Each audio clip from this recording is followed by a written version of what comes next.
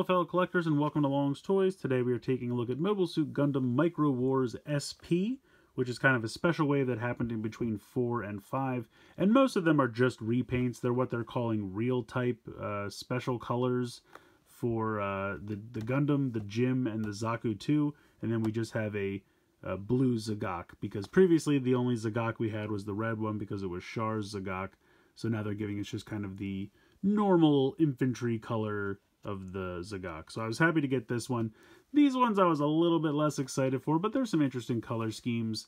And for what I remember, real type isn't that the term that they were using for like the new type of pilot that had the crazy reaction times and his kind of heightened abilities and kind of, you know, better pilots than normal men or something like that. I don't remember exactly what was going on. It's been a minute since I've seen Mobile Suit Gundam, but I kind of remember them exploring new types in Seed later on down the line. Again, maybe I'm misremembering that as well, because it's been a while since I've seen any of these, but they're basically just repaints. It's a way for them to get a little bit more use out of the molds, so they have this kind of special wave. But the one thing I will say that's nice, every one of these comes with its own pilot. So in previous waves, you would buy, you know, the Gundam box, and then you'd have to buy another box that had a bunch of little pilots in it with maybe a very small support vehicle, and that's how they kind of, you know, made all of them around the same price point.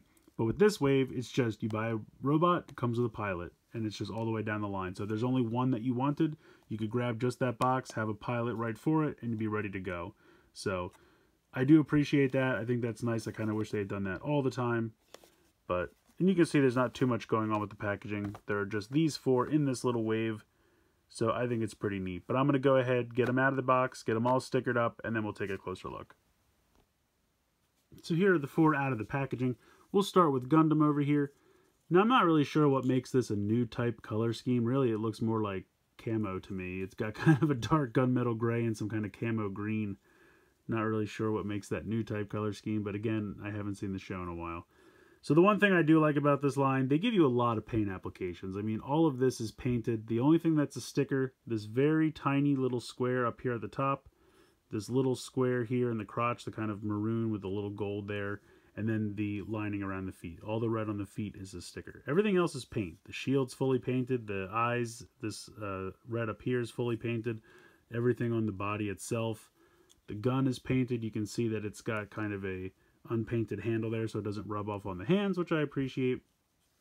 The head is on a ball joint, so you have movement there. You do have pretty much ball joints here in the shoulder, here in the bicep, here in the wrist. Now the way these work, and I'll take this off just to kind of show you, you can see that just a ball joint just pops in there very easily. And I'll take the shield out. If I can get this unpegged. Come on now. He doesn't want to let it go. Why is this not coming out? Come on. There you go. Just a peg, all it does is sit in there. So the way this works, there is a ball joint here in the bicep and in the hand. But if you push it all the way in, then you really just get like a swivel out of it.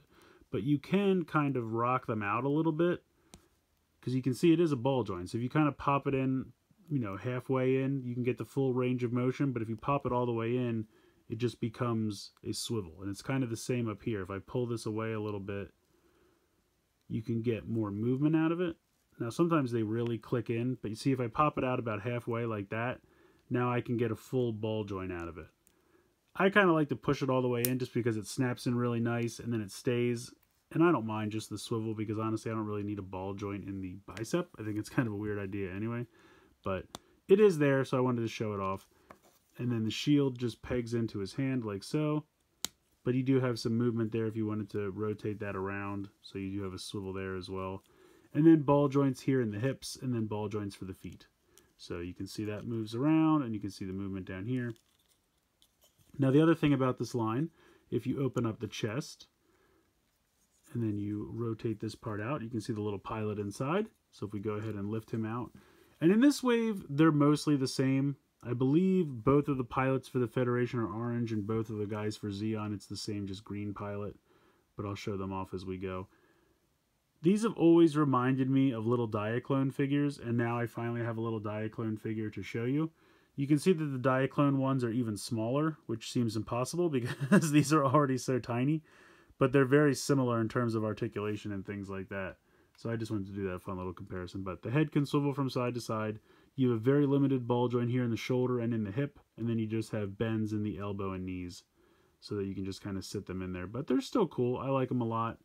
You just kind of bend them up like this, drop it inside here,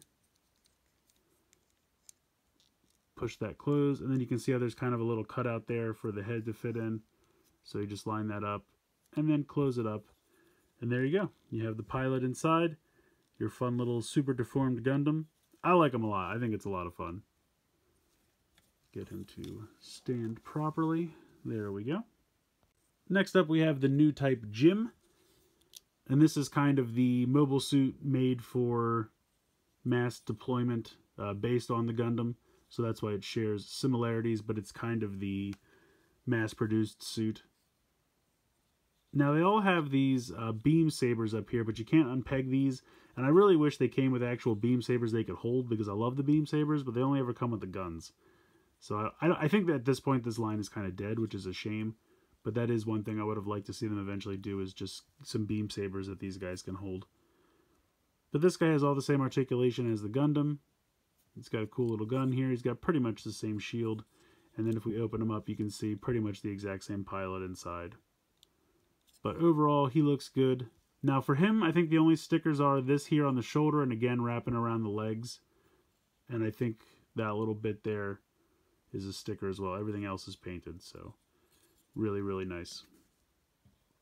Next up, we have the Zaku II. He's got a sticker here on the shoulder shield, which I think looks really good. I really like the gun that he comes with as well.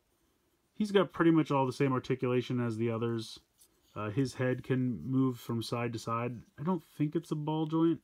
I think it just moves from side to side. But what you can do is this piece comes off, and you can move the eye piece around and then put the helmet back on. It also comes with a kind of non-spike helmet if you like that look better.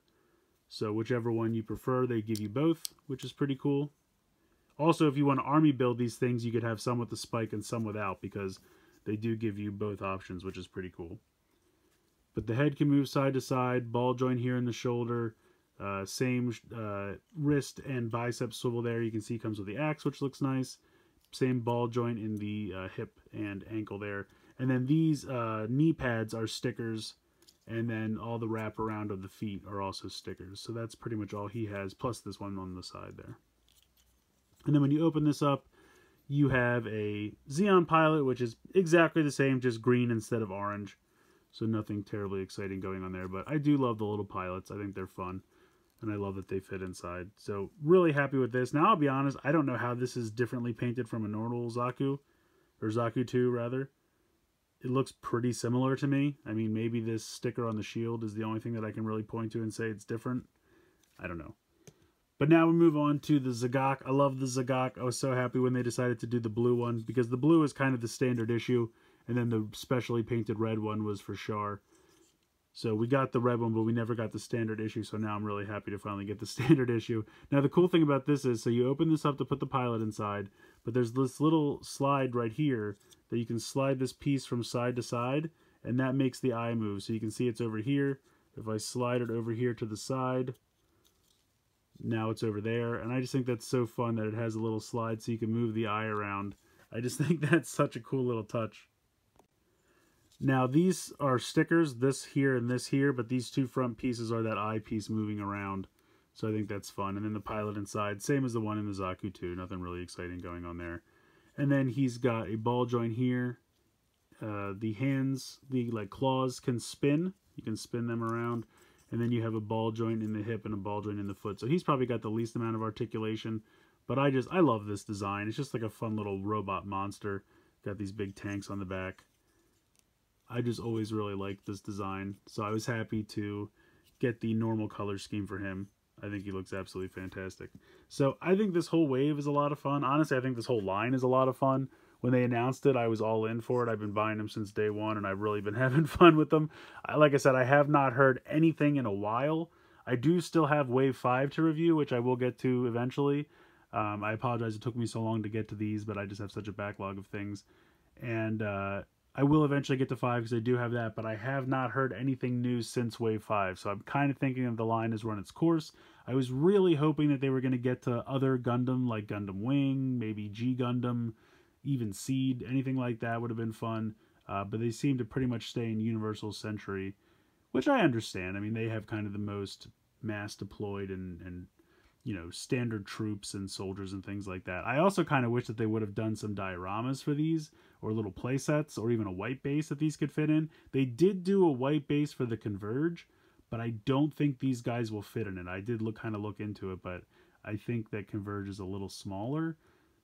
They're pretty similar, but I think the heads were a little too big and they wouldn't fit in the like launch tube. But I would have loved some kind of vehicle or like troop transport or playset for these. You know, to be able to kind of put these like in a hangar area with little troops running around with the little tanks and everything. I really loved everything they did. I just wish that they would have given us a little bit more, and I wish the line wouldn't have died out as early as it did, because I thought it was a lot of fun. To me, it was kind of a cheap alternative Gundam-themed Diaclone option. So, because Diaclone's very cool but very expensive, and these were kind of on the same wavelength, but they were certainly more cost effective because they're just candy toys, so they're really not that expensive. So I loved the line. Kind of sad to see it go. Who knows, maybe they'll come up with something. Crazier things have happened.